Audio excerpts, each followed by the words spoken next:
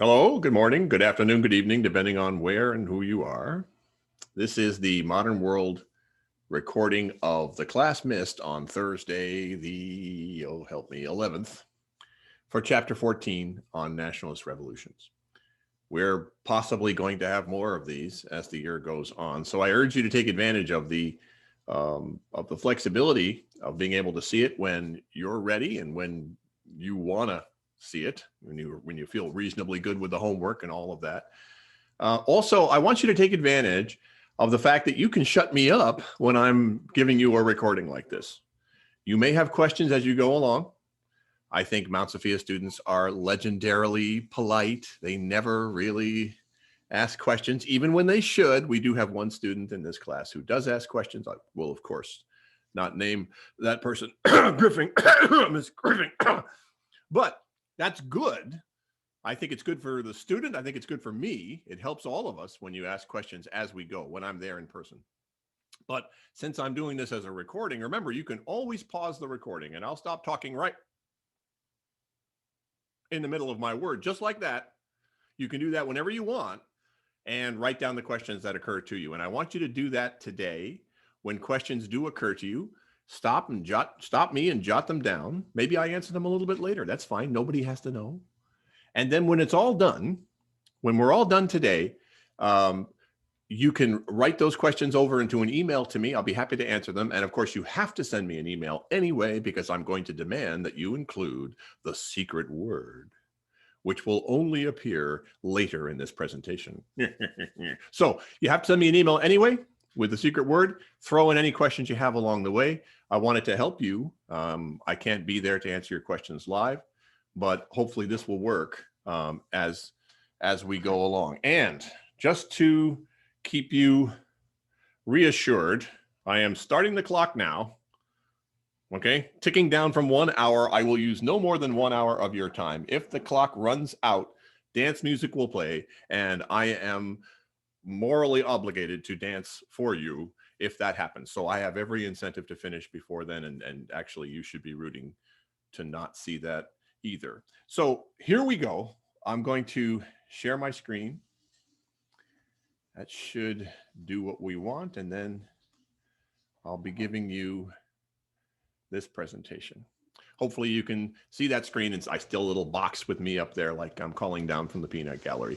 Nationalist Revolutions, the theme today, how it started, how it's going. If you haven't seen those little memes on the internet, it's a kind of cute thing. It can apply to a lot of situations. Here's one with famous TV weatherman Al Roker, how it started, how it's going.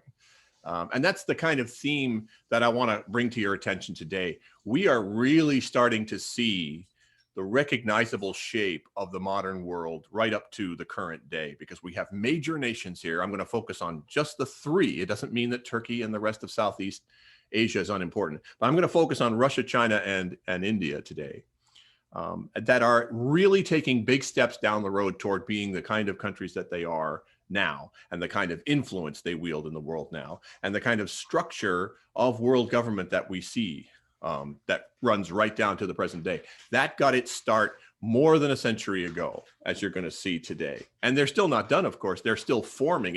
It's how it's going, not how it ended, which is another meme, how it started, how it ended.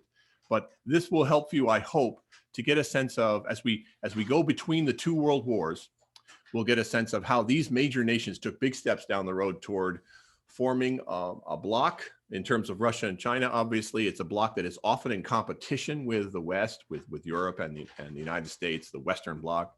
In terms of India, they're more closely aligned with the West and somewhat of a non-aligned nation, a kind of third party, a sort of third group of nations in world affairs. And we start to see that forming as well, because they had very different origins. But we can, to some extent, compare the places where these revolutions took place. Here we have some more how it started, how it's going. We have the young lady with the puppy that gets to be somewhat bigger as time goes by. And of course, a lot of people would sympathize with the notion of New Year's Day 2020. We had a lot more hope and optimism than we got as the year went by. The gentleman's face there for how it was going, say, by middle of the year. Perhaps an apt comparison. These things are in the middle. These things are not done yet. We're still experiencing them. So we have these four countries that I will not spend much time on Turkey, but again, it's not because it's unimportant.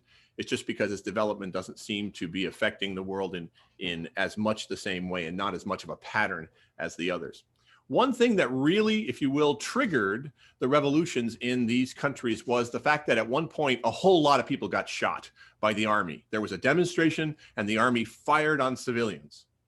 And you see the different dates here. Those are important to keep in mind. Those were important markers for how early, how violent, and how effective the struggle itself was eventually going to be in Russia, China, and India. Turkey really didn't have an internal crisis where soldiers shot on civilians. They were fighting a war with Greece, and it's really a whole nother matter. They kind of won their independence and a little bit of, you could say, greatness coming out of that nationalist struggle. And that's the kind of struggle that a lot of countries had.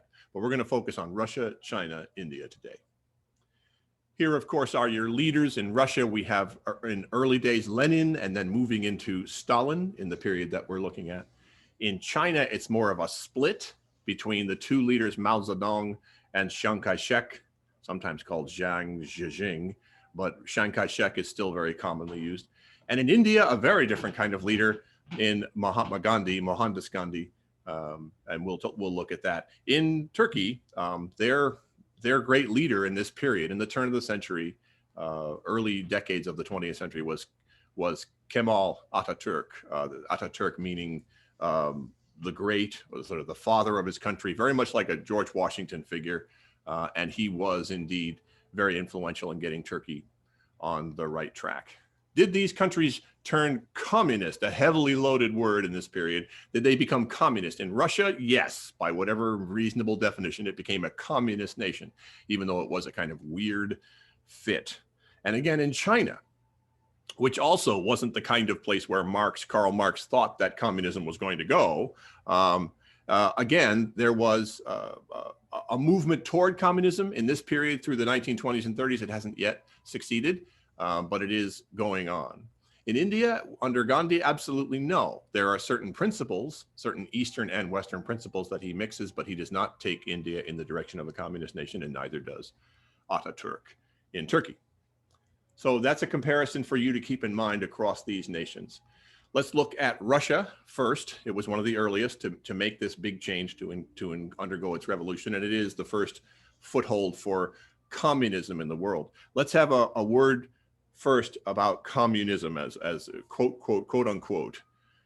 People in the 1800s, after Marx put out his Communist Manifesto, made a lot of assertions, a lot of distortions about what he originally was talking about. Marx said, look, there are the haves and the have-nots. There's two classes, right? The owners and then the proletariat, the working class. And he was thinking about, like he was in Germany, he was thinking about an industrial working class, wage-paid workers in factories primarily. He wasn't thinking about farmers or people in the countryside. And that struggle is going to have to come to a head. The proletariat is going to rebel. They're going to win. And when they do that, he meant worldwide, the proletariat is going to eventually rise up and just throw off the chains of this wage slavery. And when they do that, there will be a classless utopia. There won't be any need for government at all anymore, because everybody will be in the same boat, and they'll all work and they'll all share in the products of their labor. And that's an idealistic utopian vision. The people who resisted communism, who were frightened of it or worried about it or hated it, tended to engage in distortions. They, first of all, identified socialism with communism. If you said the word socialist, you were basically a communist back then. It was a way of calling it identical in the people's minds. So any kind of government intervention to regulate business, the enemies of that, the capitalists, would call it, hey, that's socialism, which is communism. And so that's a bit of a distortion right there, even though all the nations of Europe are engaging in somewhat socialist measures at times. Little things like workmen's compensation or disability insurance or old age pensions. Those are all socialist mechanisms. And yet, primarily the governments of the West are still capitalist, and socialism is feared and identified with communism as identical. And then this is where it gets really strange, because Marx was talking about a violent overthrow eventually of the bad guys, the rich, anybody who advocated violence against the system tended to be identified with communism. You're fighting against our, our democratic capitalist ways, and that means you must be a communist.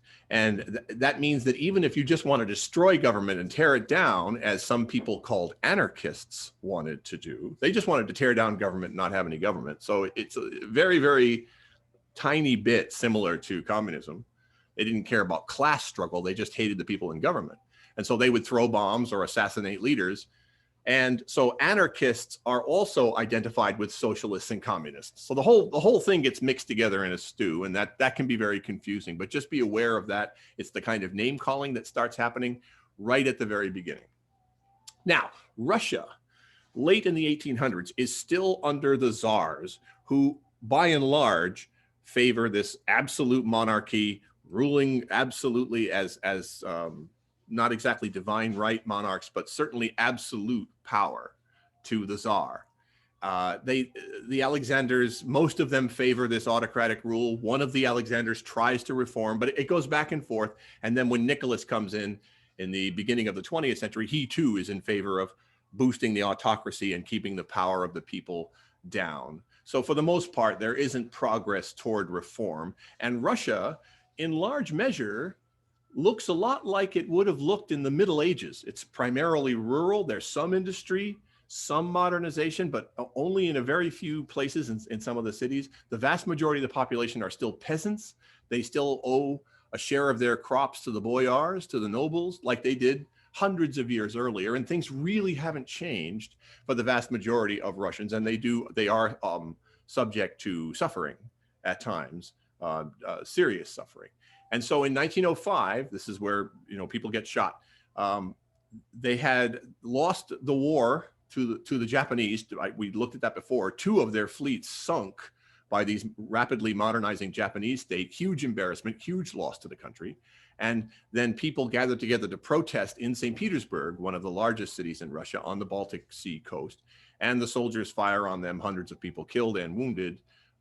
Again, a sign that the government is not taking care of its people, that distress and suffering are very high, and the Tsar, Nicholas, is just not paying attention to that. He wants to hang on to the power of the monarchy, and he thinks that's the best way forward. So for another decade, Russia kind of stumbles along without really modernizing, without really preparing for the threats around them, including the threat of World War I.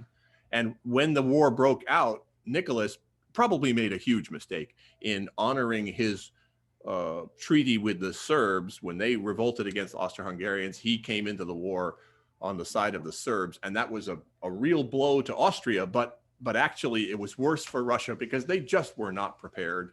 They didn't have modern weapons, modern ammunition, supply lines. They didn't have the industry to support this war effort. They didn't have any machine guns, for example. The Germans and Austrians have machine guns, and there's just no comparison between a force that has them and a force that doesn't. So Nicholas decides to really commit to the cause of the war. He moves to the front to become like a frontline general and really closely direct the fighting of the war on the front lines. He leaves the governance of the whole rest of the country to his wife back in Moscow. And if you don't know, she falls under the influence of Rasputin. It's an incredible story, really. Just you've seen any number of movies or books about it.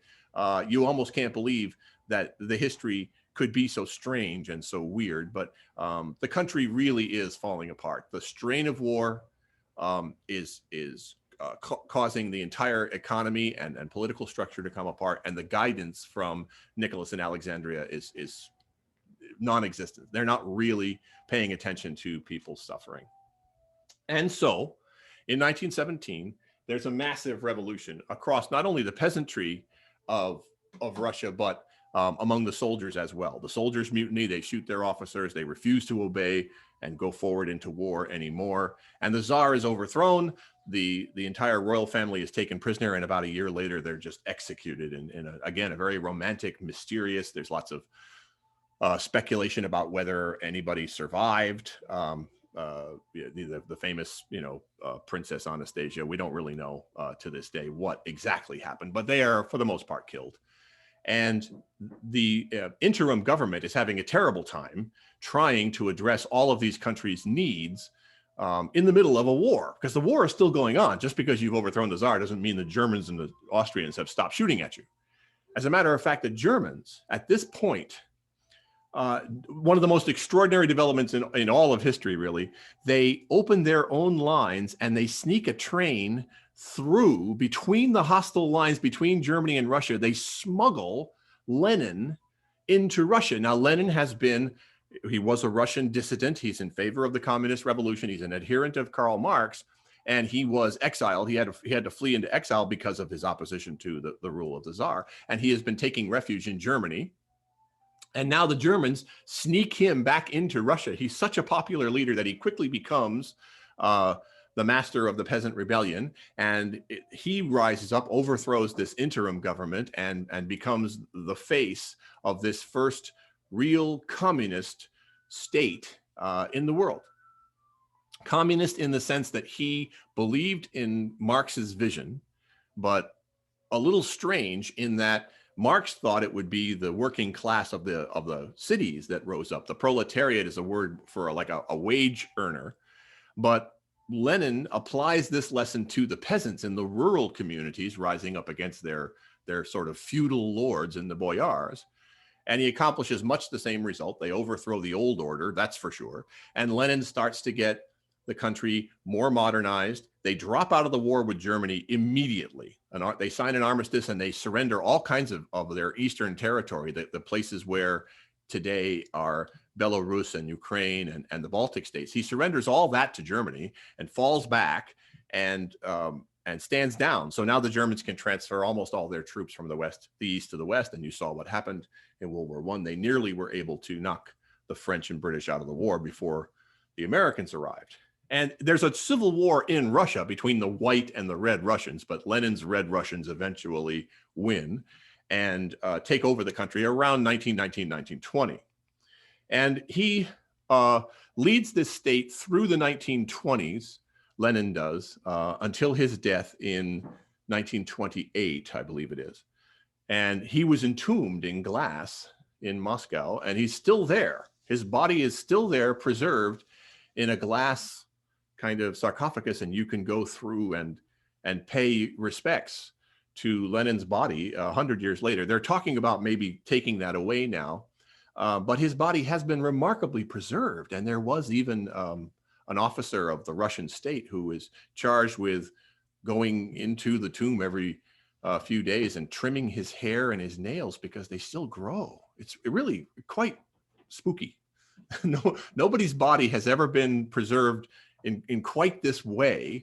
And it's not like the Egyptian mummies where they wrap them up and take a lot of their organs out. It's I don't know all the details, but it's incredibly creepy. And he's still there. And that's how revered he is among the Russians. He was definitely the father of this new communist nation.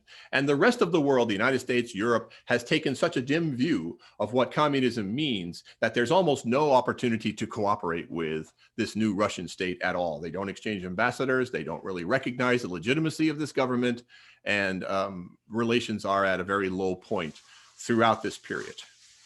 I give you the Russian bear. Of course, I'm giving you an animal per country just for fun. The bear has been associated with Russia for a long time. And if you look on the web today, you can see any number of memes of today's leader of Russia, Vladimir Putin, riding shirtless on the back of a bear. I have no idea if it's real or not. He is a tough guy and he likes to be known as a tough guy. So it's entirely possible that he has some kind of semi-trained bear and he rides it around. He's pretty fit and muscular, but the point being that 100 years later, we still think about the Russian bear, kind of like the American eagle.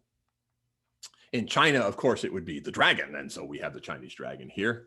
And in this case, I have the question, conquer and divide. China its old order is falling apart as well, but it's not being replaced immediately by just one new government. Unfortunately, it's a little more complicated than that. So you saw what happened in the period of the 1800s with the Opium War. China is weakening over time. The Qing dynasty, Q-I-N-G, the Qing dynasty, is falling apart over the course of the late 1800s. And in 1911, it's finally overthrown by a nationalist party under Sun Yat-sen, who and he embarks on a program of modernization in accordance with Western ideals, Western education, Western industrialization. He tries to bring China into the modern period after overthrowing this old Qing dynasty, which had been there since 1644, I believe, so over 200 years. And his modernization works out. It's kind of stumblingly. China is way behind. Again, a very rural nation. The vast majority of its population, hundreds of millions, live out in the countryside. They are peasants. They are beholden to their local lords in very much the same way that peasants were in the Middle Ages. So modernizing that, bringing the country into more of a Western style is very difficult. And we still have these zones of control, these spheres of influence on the coast of China owned by France and Britain and also Germany. So that's making things difficult as well. When World War I breaks out, China decides to ally with Britain, France, and later America, hoping that by resisting the Germans, who have a zone of control there on the northern coast of China, that by resisting them, they can gain back that and maybe these other zones of control as a reward for their efforts. Unfortunately, the Japanese, as you saw, sweep in and they take over all the German possessions, including that zone of control on the coast of China and some of the other islands. And when the Allies go to the table at Versailles, they ignore China's needs completely and reward the Japanese by allowing them to keep these possessions, which is extremely disappointing to the Chinese, causes further unrest in the country. In May of 1919, there are demonstrations. The people rise up against this notion of Westernizing. China is struggling with the consequences of nationalism. They're proud of themselves, their language, their culture, their heritage. They can no longer pretend to have an emperor that governs the whole world or somehow receives the homage of the whole world. So what is their identity? They don't want Western identity. You saw the Boxer Rebellion and other movements like that. It's not terribly popular to Westernize the country, but what does it mean to be Chinese? How is that going to work itself out in terms of the political structure of the country? In 1921, just a few years after the end of World War I, a group of intellectuals and other leaders gather to form a new communist party, and Mao Zedong quickly becomes the leader of that party. And he too takes Marx's ideas, that like Lenin did, and applies them to the rural peasantry of China. He encourages them to engage in the same kind of revolution, overthrowing the haves, overthrowing the rich, and it's very violent. Mao Zedong's revolution involves the execution of these old nobles, these old landlords of China. In each village he goes and they educate the people, and the end result of that education is that they march the landlord out up against the wall. He supposedly tearfully confesses his crimes, that he did the bidding of corrupt officials and felt he was better than everyone else, and he's tearfully sorry for that. And then everyone else heaps scorn on him. They all learn that he's not to be someone to be feared anymore, that he can be despised now, and they spit on him and insult him, and then they shoot him. And that happens in village after village. It's a violent revolution, as Mao Zedong is famous for saying. Political power, he said, grows out of the barrel of a gun. Out of the barrel of a gun. So he had a definitely aggressive vision of how this revolution would change lives, break habits that had been there for hundreds of years. And it's popular. It's out in the countryside, especially in the northern countryside, the northern half of the country. Mao Zedong's communism is quite popular. Whereas the new leader of the Nationalist Party is a man named Chiang Kai-shek. That is his sort of classic name. They say Jiang Jing now in their textbook. I can't pronounce that so well. I'm used to saying Chiang Kai-shek, so I will.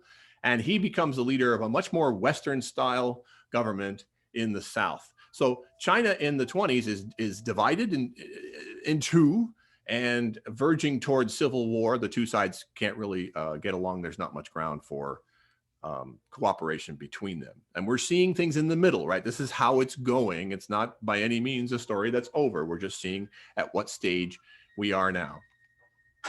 Now in India, also a very populous, very potentially powerful, wealthy nation. They could be the tiger or it could be the cow. Really, there's reasons to see both. In India, we have a situation where it was a colonial possession, still is coming into this period.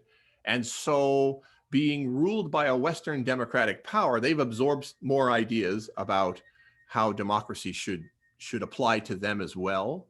And their nationalism includes the idea that they have a right. It sort of rallies around their rights and how they should be getting more of them, more equal rights, just like the American Revolution and perhaps the British Civil War. You know, the people feel they have the right to more than what they're getting. And once you begin to grant rights, just looking at it cynically from the government standpoint, the minute you start to give people any rights, you can't take them back. It's so rare that you give, especially something like the right to vote, that you give that franchise out. It's so rare that you're able to ever take it back. It's just a handful of times it's ever happened in history. And instead, you sort of start to create a cycle where you're just going to have to give up more and more.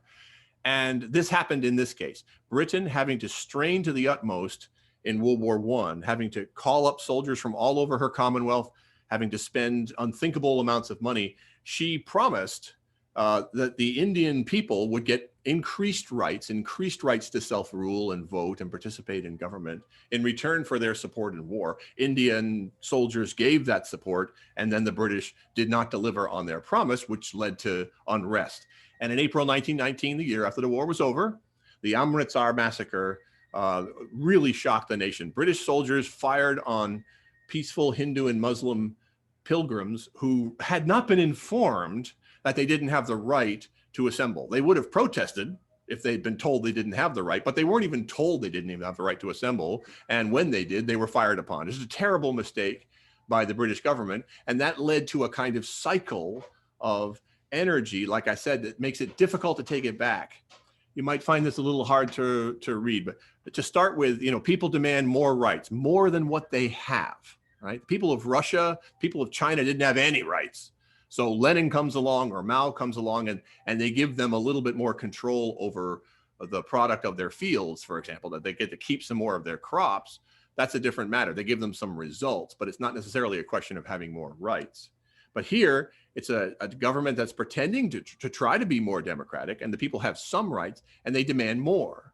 And the first step is almost always the government tries to crack down on that. They try to break back and restrict that movement, which can lead to some kind of demonstration, often a violent demonstration or a massacre like this one in Amritsar. And when outrage at that grows, then the government backs down. And then when the government backs down and gives the right they initially tried to hold back, well, then that, of course, just leads to the people demanding even more. And the cycle continues. It's a bit simplistic, but that is what happens in a lot of countries. It's what happens here in India. The difference in India, the difference between the tiger and the cow, is the question of violence. Is it always going to be bloody that we win these new rights? And that was the influence of Mohandas Gandhi, who eventually is nicknamed Mahatma, the Great Gandhi, because he, reading texts from East and West, put together and really started to actualize for the first time this notion of civil disobedience. There's always been people who protest a bad law. There's always been people who want to get it changed and demonstrate to get it changed.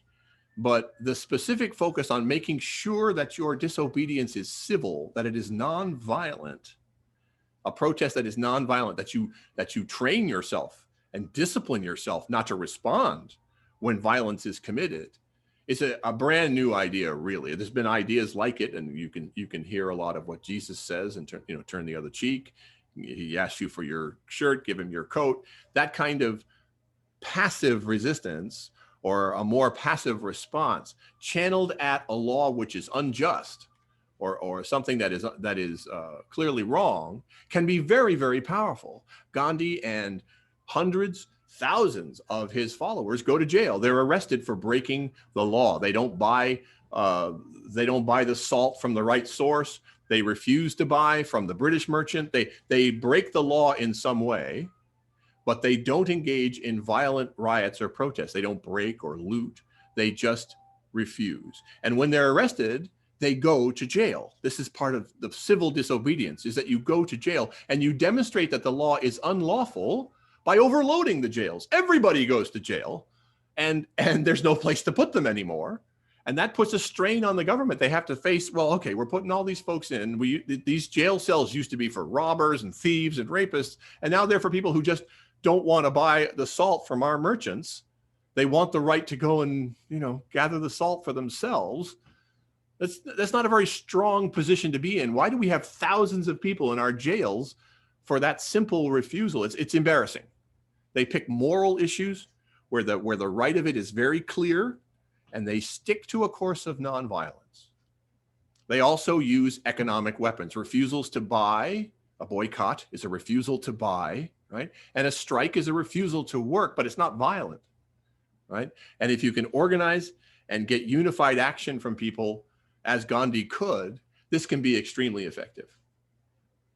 Gandhi, when violence broke out across India on more than one occasion, the things got out of hand. The British soldiers responded with violence. There was shooting, a little bit like the Amritsar massacre, and people began to rise up and the demonstrations became violent on both sides.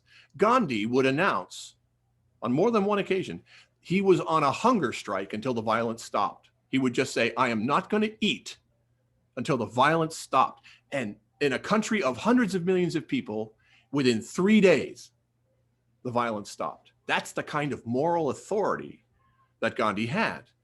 And the British, seeing that, trembled. What can you do in the face of that kind of moral authority? So the British had to yield the kind of self-rule that they were promising before the war. And India begins to develop into a much more democratic, much more friendly nation than either Russia or China, and is to this day not perfectly aligned with Western nations, but much more closely aligned with the West than either Russia or China. So that's sort of how it begins in these three countries. Now, how is it going through this period? Back to Russia, back to the bear. After Lenin dies, there are actually two possible successors, this fellow Trotsky and then Stalin. But Stalin quickly takes over. He pushes Trotsky out. Trotsky is exiled to Mexico and then is pretty clearly assassinated. And Stalin becomes the man of steel, the absolute totalitarian leader of the Russian state through the early 1950s. Just an iron fist over the nation throughout the entire period. The most unquestioned totalitarian boss, I think, that the world has ever known. How can you have an autocratic leader of a state that's supposedly communist? It looks weird. It looks absolutely contradictory, but this is what's happening. He takes as complete control of the government as has ever happened, I think, in any nation this big, lasting this long. He purged the army of people he suspected, thousands of officers that he suspected of disloyalty. He purged the Communist Party of people he suspected of disloyalty, just had people shot and buried in mass graves, thousands upon thousands, just at the upper echelons of people that were supposedly helping him. They were insufficiently loyal. You can imagine the impact that has on the survivors. Of course, they're going to fall all over themselves to prove how loyal they are to Stalin, and they will never dream of saying or doing anything that he could interpret as disloyalty. And the government under Stalin, this communist government, takes complete control of every aspect of the society, total ownership of the media. Nobody writes a story. Nobody broadcasts anything on the radio or television without the approval of the higher ups. It is a program of furious modernization. He recognized that Russia has to get this underway. They've got the oil. They've got the iron ore. They've got the coal in the mountains. They can be an industrial power. And he declared targets in the command economy. He declared targets for industry like steel and coal and iron ore. He said, here's how many tons of that product you will be producing. And here are the resources. Here are the people. We're just going to grab folks and make them go. We're going to order folks to move to different cities. We're going to have them change careers. He certainly favored women's rights to an extent because women were going to be needed in the workforce. So he needed to have those kinds of barriers knocked down so that women could go to work. And he provided, for example, state-run childcare so that women didn't have to stay home with their kids. and they didn't get to stay home with their kids, whether they wanted to or not. Those kinds of choices are out the window. Everybody's equal under the Soviet state, but you're all equal in that you are doing what you're told by the central government. The job you hold, the amount it gets paid, the privileges you have under the government could be fantastic, but you don't get to pick them. And it was also another secular revolution, kind of like the French Revolution back in the 1800s. Religion came under tremendous attack in this period. As Stalin said famously, something like, we're not attacking churchmen, we're not attacking churches, we're attacking God. Our enemy is God. We're making war on him. They want all reference to religious motivation out of the state. You can be loyal to Stalin. That's your motivation. You can be loyal to the communist revolution. That's the deal. And as I said over on the right-hand side here, this is the graphic from your book. This is not a fiction book. This is not some kind of dystopian story that I'm telling you. H.G. Wells wrote 1984 in the year 1949. He wrote that story about a kind of totalitarian state, very much in some ways like Stalin's communism, updated with more high tech like the television monitors and so forth. But it was very much derivative of what Stalin was already doing in Russia. And millions upon millions of people lived under this state for decades. And he was actually popular. I mean, as far as we can tell, he was popular. You don't go around saying that you think Stalin is a stinky face in Russia of the 30s and 40s. And the notion was, remember, Karl Marx's idea was very much utopian. Communism will happen everywhere. The proletariat will rise up and throw off the chains of ownership, and it'll be global. It'll all happen like a wildfire. He really didn't think about the details. Once all corrupt bourgeoisie capitalist governments are overthrown, then there wouldn't be a need for any single leader or dictator. Who's you got to dictate against? There's no enemies anymore. So it would be a classless society. But Stalin is saying, no, that hasn't happened yet. We're actually all alone in the world. We're the only communist nation in the world, and we have to have tight control to defend this state while it's spreading around the world. And Stalin did take aggressive steps to spread communism everywhere. He wanted it to be global, at least to some extent. It's not clear he ever would have surrendered power. But the argument is that while communism is still growing, right, it's still how things are going, that he needed to have this tight control to defend the revolution against all its enemies in the West. And that's a very important energy to understand how the world governed itself. We talk about world government. That's a very important energy to understand world government going all the way through really to the present day, because a guy like Putin is not that different from Joseph Stalin. He's definitely an autocratic leader, and he aligns Russia's state, the communist state, against the West, the sort of democratic capitalist West. And so that energy has been there ever since the Russian Revolution of Lenin's day, and it's only intensifying under Stalin. He was responsible for the deaths of millions of people. In his purges, before World War II, before the actual war broke out, his purges, his programs forcing people to move and work, and sometimes it failed and there were famines, he bears the responsibility for forcing them to work. And to do these, to be uprooted and to go into entirely new ways of life. It's his responsibility. And we really don't know. You really can't see in a textbook very often phrases like somewhere between 5 and 13 million, somewhere between 5 and 8 million. To not know whether it was 5 or 13 in a modern context in the 20th century, that's incredible. But so there's two things, the millions definitely that he killed, and that we don't even know how many millions because of how effectively they were destroyed and how little record there was of their passing. Buried in mass graves, nobody talks about anything, secret police everywhere. It's a horrible, horrible situation to consider. Not that their lives were much better under the czars, but it's almost like you can't make it a fiction book up. You can't make this up. It is, in reality, as horrible as 1984 or certainly Hunger Games or any of these dystopian societies. And it was really real. Now, in China, we left them with the two sides struggling Mao Zedong on the communist side and Chiang Kai-shek on the nationalist side. And that nation is split through these warring parties throughout the late 20s and into the 30s. And the fortunes kind of go up and down like a seesaw.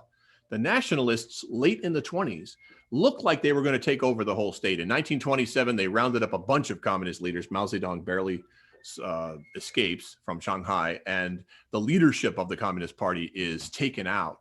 And over the course of the next several years, it looks like the nationalist fortunes are rising and communism is on the way out. In the map there in the lower right, I just took a photo of it from the textbook. It's the same map you have in your textbook. That orange area down there in the southwest was the last kind of stronghold of communist control. The rest of the country had more or less fallen under Chiang Kai-shek's domination. And the very last 100,000 soldiers in Mao Zedong's army were now being surrounded by something like 700,000 nationalist soldiers, as the textbook says. And Mao Zedong made the desperate decision to try and escape from there over some of the most inhospitable terrain that the world has, the western and southern parts of China, the swamps, high mountains, freezing cold, deep waters, and his people marched over the course of, I think it was more than 11 months. They covered a 6,000-mile trek that you see there on the map. That's the distance from New York to San Francisco and then back again. And by the time they got to the northwestern part of the country, where the number 3 is, these are caves up in the mountains where they could hide and finally escape from the constant pressure of Chiang Kai-shek's army chasing him. There were really only a few thousand, 6, 7, 8,000 of his soldiers left. But he managed to survive. The heroism and the incredible ardor of that march got a lot of fame for Mao Zedong. And it wasn't like Chiang Kai-shek was doing a fabulous job running China. So Mao's reputation survives, his cause survives, and it does begin to recover over the next several years as Chiang Kai-shek's government becomes rather corrupt, doesn't really serve the people well at all. But blow the whistle, everything stops. 1937, Japan decides it's time to start pursuing their goal of this Asian empire. And one of their opening moves is to invade China and declare war on the entire nation of China. And Japan is modernized, militarized. They're ready for this conflict, whereas China is still struggling in this civil conflict between Mao and Chiang. The two sides call a truce. And both, in their own way, resist the Japanese from now through World War II. You could say that World War II starts here in 1937. Most people date it to 1939 when Hitler invaded Poland and the real powers of the world got involved. But from 37 to 39, China and Japan are involved in a pretty major war. And the two sides, Chiang and Mao Zedong, put aside their differences for the most part and push back against the Japanese for 8 years here until the formal end of World War II. And then we'll have to see what happens. So it's still going in China as well. So just to wrap it up, first, the secret word. The secret word is amphibious. The secret word is amphibious, which has nothing whatsoever to do with the lesson today. I judge it to be unguessable unless you were right here listening to my dulcet tones. Amphibious. Everybody must send me an email with that to prove that you attended class today or whatever day it is. So to conclude, both Russia and China in some sense became or are becoming communist nations. They were actually governed by an autocratic totalitarian ruler. Mao Zedong is going to be very similar to Stalin when he finally does complete the takeover of the Chinese state.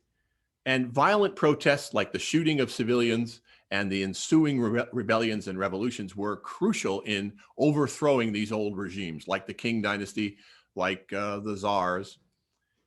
On the other hand, in India, a much more nonviolent approach, much more measured and peaceful approach, didn't result in change that quickly, but it did bring about more democratic change and a country which in India was much better aligned with Western powers, whereas Russia and China went communist, and that's bad. There's no way to deal with communists. They're the same thing as anarchists and socialists, and then it's almost like terrorists, that they would say, we can't deal with them. We can't possibly negotiate with them. They're communist. It's out of the question.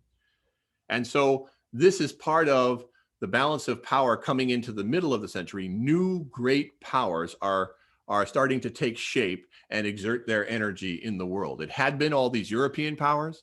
They admitted America to their ranks. They really couldn't avoid it, but that's still, an English-speaking, Christian, westernized, democratic nation. But now Russia, China, and to some extent India are exerting their influence as well. There's another how it started, how it's going picture for you, a three-sided one. Maybe a little bit symbolic of what we're talking about here, right? The old powers, the father on the left, these new nations start out, very young and weak. They grow, and then, dad gets a little older, dad gets a little shorter, and the little girl grows up before you know it, and maybe goes off and starts to do her own thing. So how it started, how it's going with these three great nations. The other parts of the chapter are, of course, important, and you'll address those in your homework answers as well. Send me an email with any questions that you have, as well as the secret word. And I will send you in a couple of days the rules for the PBL. You'll have an assignment due when you come to class. It'll already be due, a kind of journal assignment to prove you understand your role. Some of you will be very famous people. Some of you will be sort of archetypal folks, not really anybody in particular, but standing for a whole class of folks. And then in the class itself, you'll do something a lot like what you did in the Spirit of the Nation. You'll have choices to make in each round, and sometimes the choices are good for you, and sometimes they're good for someone else, and you need to decide what would be your choice in this case. And we'll do that in the course of several rounds. Okay. I am way ahead. You don't get to see me dancing. I'm 15 minutes ahead of my time, so too bad. And we'll see you guys next time in class, or if there continue to be snow days, maybe just like this again. Thanks for your attention. Send me that email. I will stop the share and then mercifully end this recording. Take care.